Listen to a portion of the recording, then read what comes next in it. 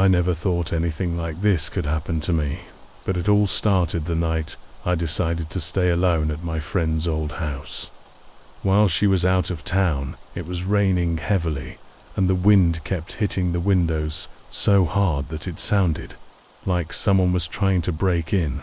I tried to distract myself by watching a movie, but I could not stop feeling that I was being watched.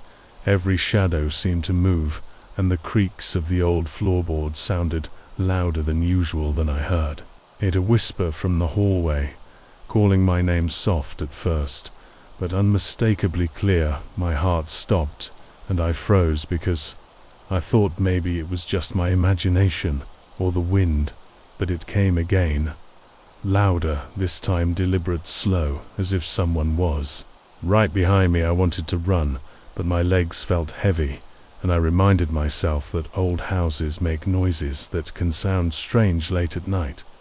I tried to convince myself that it was nothing but curiosity mixed with fear, and I decided to check the hallway. As I walked through the dark living room, the air felt colder than normal, and my flashlight barely cut through the darkness. The wallpaper was peeling in strange patterns that almost looked like faces staring at me. The floorboards creaked under my weight, and I kept thinking I saw shadows stretching in ways that did not make sense. Then the lights flickered just for a second, and I could swear a tall, thin shadow crossed the wall and disappeared. I stopped breathing, unsure if I should go up to the attic, but something inside me told me I had to see it. I remembered my friend's stories about the house, how her grandmother said someone had never left the attic after an accident decades ago. I laughed nervously at myself and told myself I was being silly, but the unease in my stomach would not go away. The air felt heavier in the hallway as I slowly climbed the stairs, each step making a louder creak than the last. The wind outside howled through the cracks in the windows, and every gust made me jump. When I reached the attic door, I noticed it was slightly open, even though I was sure it was locked. A cold draft escaped, carrying the smell of damp wood and something metallic. I hesitated for a moment, but pushed the door open. The hinges groaned, as if warning me inside was darkness so thick it swallowed the light from my flashlight. I could see my breath, and in the corner, a small figure crouched, blending perfectly with the shadows. I froze, my stomach dropped. I wanted to speak, but my voice failed. Then it lifted its head, and I swear its eyes were completely black, not a single white, just darkness. I stumbled back, my flashlight flickered, and when I looked again it was gone. I ran down the stairs, slamming the attic door behind me, but the hallway lights went out, and I could hear soft, slow footsteps behind me echoing my every move. I grabbed my coat and ran outside into the rain, the wind tearing at my hair and clothes, and when I reached my car, saw a shadow at the window, barely visible through the sheets of rain, watching me.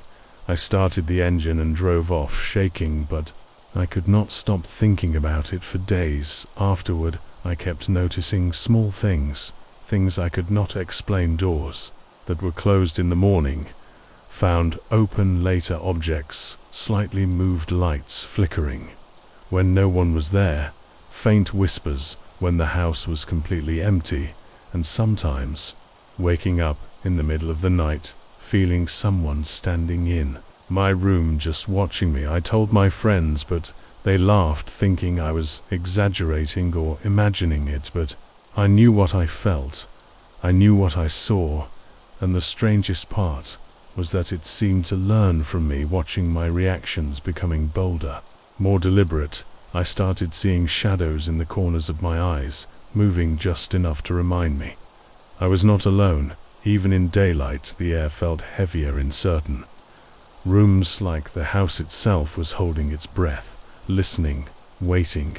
I began keeping notes, small things I saw or heard, doors creaking, lights flickering, strange cold drafts in rooms with no windows open.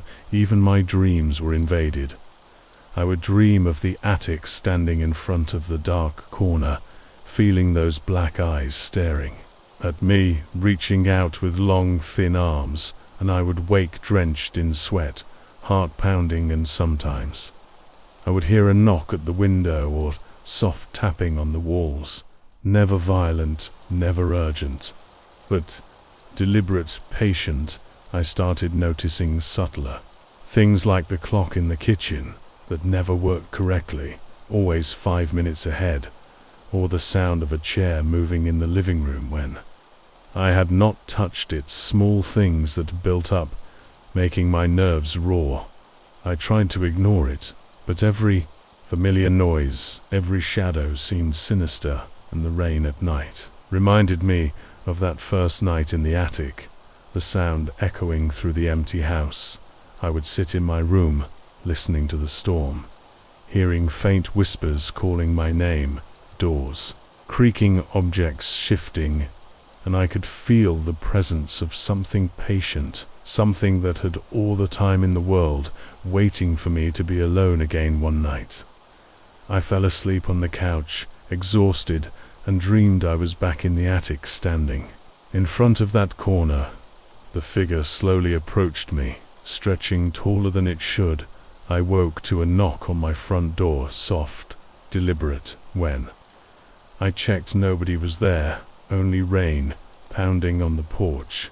I could not sleep for days. The air always felt colder, shadows always thicker. I began hearing faint footsteps in the hallways at random times, sometimes multiple sets, going in directions that did not make sense. The whispers were always there, soft, slow, deliberate, repeating my name, sometimes calling me to follow, sometimes murmuring things I could not understand. I started avoiding the attic altogether, but the unease did not leave. It followed me everywhere, even outside, even when I thought I was safe.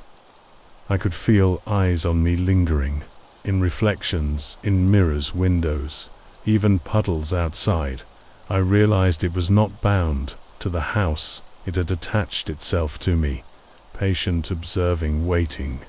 I tried to keep busy, but even mundane things made me anxious. The hum of the fridge, the creak of the stairs, a gust of wind at the wrong time, shadows stretching just a little too long. All of it made me jump, and the longer it went on, the more I felt like I was being tested.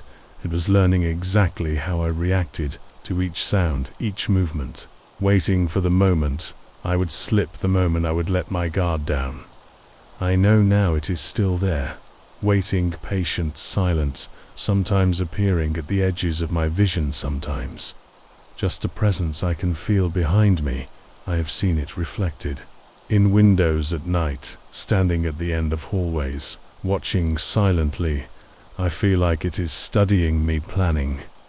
I sometimes hear soft breathing behind me, even when I am completely alone, and objects in my apartment subtly shifting positions, the air sometimes suddenly dropping in temperature, shadows stretching unnaturally. I've tried to leave lights on all night. It does not help. I feel its presence creeping closer. Sometimes I hear my name whispered across the room, as if it is just out of reach. Once I awoke to see my reflection in the mirror, slightly distorted, moving, even when I did not move. I have dreams where it approaches slowly, always in the dark, always silent, always with those black empty eyes, and I wake up to small taps on the walls or windows or doors, and I know it is real, it is patient, it is waiting, and I feel it following me wherever I go. I have no idea when it will strike, or if I will ever be safe. I have thought about going back to that house to confront it, but something in me is terrified that doing so will only make it stronger. I feel it now, while I write this, whispering softly, my name, reminding me it is still here waiting, and I am terrified of the day I might have to see it face to face. Those eyes completely black, staring straight into mine. and I know that if I do, I will never be the same, and I do not think I will ever be free from it. It is patient, it is silent, it is always watching, waiting for the moment I let my guard down, for the moment I am alone and I feel its presence, even now, a soft whisper brushing the edge of my mind, calling my name, reminding me that it is still there, and I cannot stop thinking about that night in the attic and the darkness that followed me home. More stories on my channel. Like and subscribe for more real content.